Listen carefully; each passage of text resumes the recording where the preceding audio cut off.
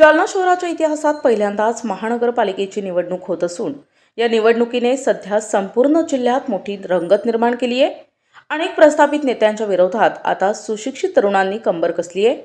प्रभाग क्रमांक 7 मधून हुनर राजकुमार दायमा या सुशिक्षित तरुण उमेदवार अपक्ष म्हणून निवडणूक रिंगणात उतरला असून त्यांच्या कब्बशी चिन्हाचा प्रचार सध्या प्रभागात जोरात सुरू आहे.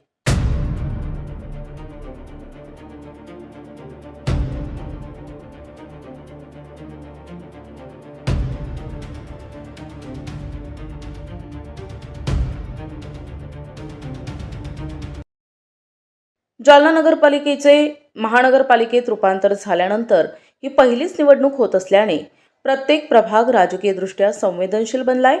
प्रभाग क्रमांक 7 मध्ये देखील चुरस वाढली असून हुनर राजकुमार दायमा यांनी अपक्ष उमेदवारी दाखल करून प्रस्थापितांना आव्हाने दिली आहेत. शनिवारी आणि रविवारी त्यांनी आपल्या समर्थकांसह प्रभागातील गल्लीबोळात जाऊन कब्बशी या चिन्हाचा जोरदार प्रचार केला. सुशिक्षित तरुण राजकारणात आल्याने मतदारांमध्ये एक नवी आशा निर्माण झाली आहे. रस्ते, पाणी आणि स्वच्छतेचे प्रश्न सुशिक्षित प्रतिनिधीच चांगल्या प्रकारे सोडवू शकतो असा विश्वास हुनर दायमा यांच्याकडून व्यक्त केला जातोय. प्रचारादरम्यान त्यांना मिळणारा प्रतिसाद पाहता प्रभाग 7 मधील लढत अत्यंत चुरशीची होणार असल्याचं स्पष्ट दिसतंय.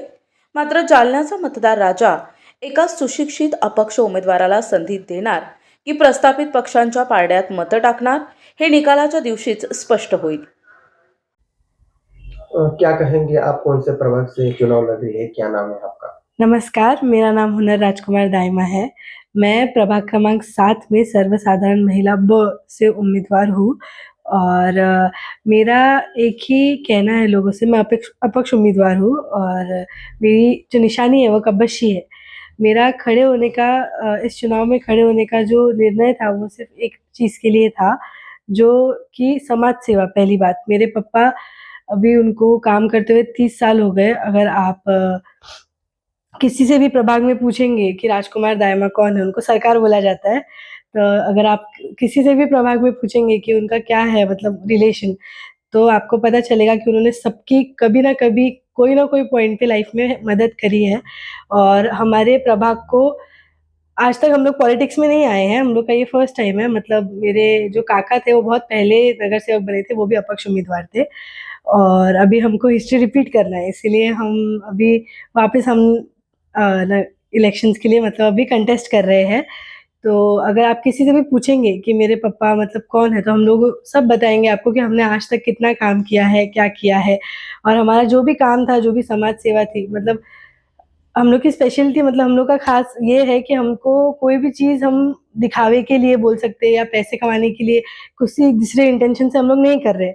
हम लोग का मेन मोटिव ये था कि हमको जो लोगों की कोई सुनता नहीं है, जो लोग लाइमलाइट में नहीं आ पाते, उनकी हेल्प करनी है, लोगों की बात सुननी है और समाज को एक साथ ऊपर लेके आना है।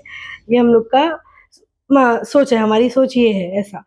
तो उस थॉट को, उस विचार को आगे बढ़ाने के लिए मैं अभी एज़ अ कैंडिडेट कंटेस्ट कर रही हूँ, प्रभाग क्रमांक 7 अब नए उम्मीदवार की बात।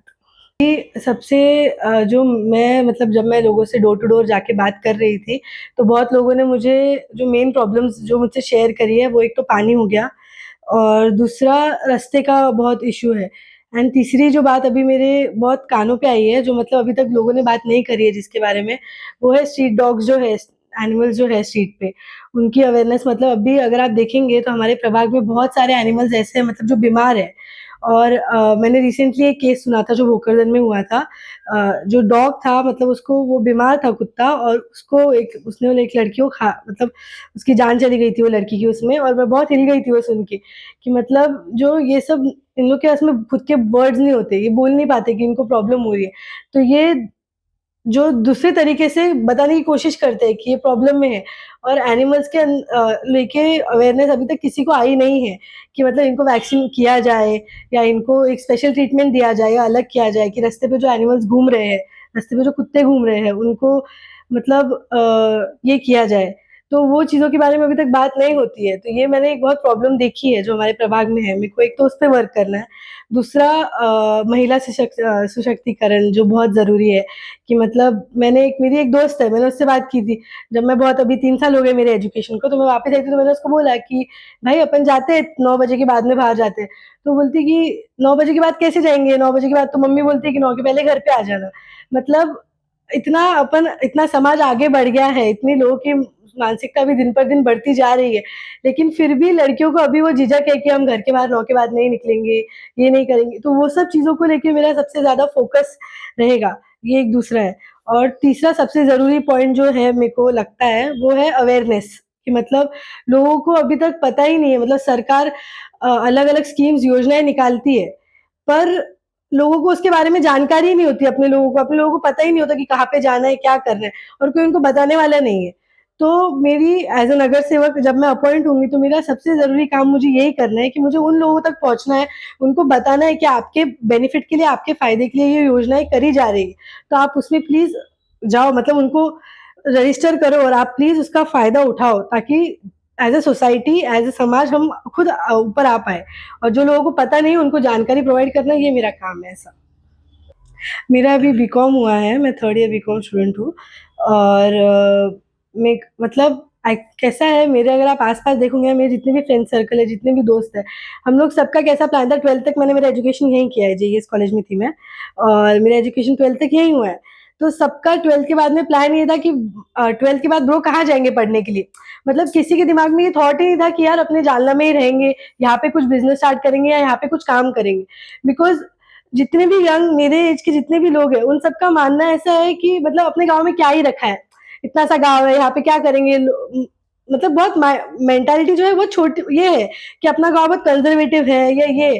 तो मुझे इस चीज़ को चेंज करना है। मुझे इस तरीके से अपने प्रभाग में मैं अपने प्रभाग के माध्यम से ये करना चाहती हूँ कि मैं ऐसा माहौल यहाँ पे बनाऊँ, ऐसे बिज़नेसेस को सपोर्ट करूँ कि जो मेरे एज के लोग हैं, वो भी चाहे कि उनको यहाँ रहना मतलब उनको वापस आने की इच्छा हो कि वो यहीं आके रहे, यहीं आके पढ़ाई करे और यहीं पे आगे अपना काम करने की कोशिश करे। क्या ऑल ओवर इंडिया में एक ऑर्गेनाइज़ेशन होगा। तो मेरा ये सोचना है कि अभी मैं अपने घर अपने प्रभाग से अपने प्रभाग को पहले विकसित करने की कोशिश करूँगी, उसके बाद में मुझे पूरे जालना को विकसित करना है इस सोच को लेके और अपने जालना का नाम पूरे देश के मैप पे कहीं फिट होना चाहिए, लोगों को पता होना चाहिए कि यार हमारा गाँव इतना छोटा-सा प्यारा-सा गाँव है, यहाँ पे लोग आने की इच्छा होनी चाहिए लोगों की। प्रतिनिधी निकिता गुंजकर, NTV न्यूज मराठी, जालना।